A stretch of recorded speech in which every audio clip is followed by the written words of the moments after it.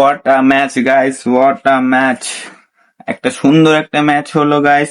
Group stage পর্বের one of the best match এবার বলা যায়। 26 বিশ্বকাপের one of the best match. Colombia যে পারফরমেন্সটা দিয়েছে প্লাস পর্তুগাল, কড়া ম্যাচ ছিল। 0-0, 0-0 গোল, দুজনেরই সুন্দর পারফরমেন্স ছিল।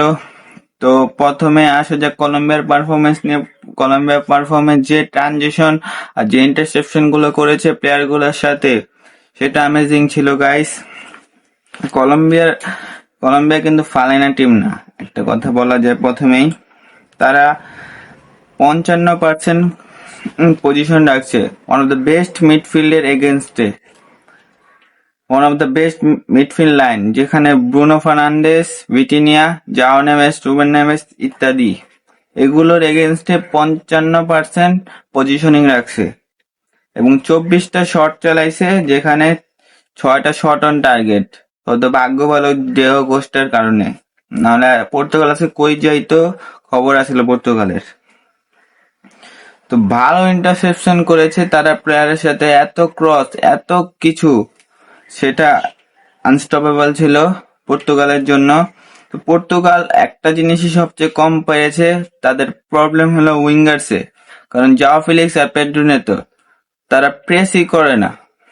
জাও পেড্রো তো বল নিয়ে ঢুকতে পারে না, ড্রিবলই করতে পারে না ঠিক মতো। জাও ফেলিক্স আর পেড্রো নেতো দুইটা।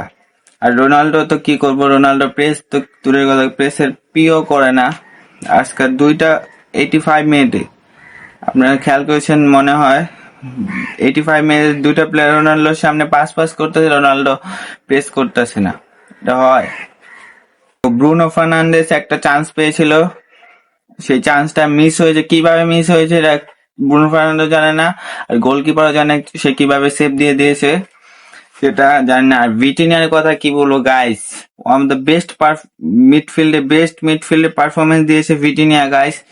100% পাস অ্যাকুরেসি, 54টা পাস, 54টা পাসই পারফেক্ট। লুইস ডিয়াসের কথা কি বলবো গাইস, লুইস ডিয়াসের কপালটা একটু খারাপ ছিল গাইস। তার যে লুইস ডিয়াস যে শট গুলো নিয়েছে, সেই শট গুলো যদি পারফেকশনে লাগতো, পর্তুগাল যাচ্ছে কই যাইতো ঠিক ঠিকানা নাই। আর সবচেয়ে ভালো হয়েছে ডেলর্ডের নামায় জাও ক্যান্সেলের উঠায়। ডেলর যে পাস গুলো দিয়েছে, যে ক্রস গুলো দিয়েছে, একটা জাও ফিলিক্স দিয়েছিল, জাও ফিলিক্স মিস করে ফেলেছে। আর একটু হলে গোলই হয়ে যেত। ডেলর্ডের নামা জাও ক্যান্সেলের উঠায়। আর রুবেন নেভেস রে হুদ্দাই নামাইছে স্টার্টিং লাইন আপে। এরকম একটা হাই ইন্টেন্সিটি ম্যাচের ভিতরে রুবেন নেভেসকে নামাইছি, জাও নেভেসের ছুঁয়া। তো 45 মিনিটে জাও ফিলিক্সকে উঠায় দেওয়ার দরকার ছিল কোচের, কিন্তু তারা উঠায় নাই। রাফায়েল লেওরা মাইট বি বেটার চয়েস। তো কষ্টের জন্য আজকে পুরা ম্যাচ বেঁচে গেল পর্তুগাল প্লাস রোনাল্ডোর কথা আই এম ব্যাক, কিছুই ব্যাক হয় নাই এই ম্যাচটা।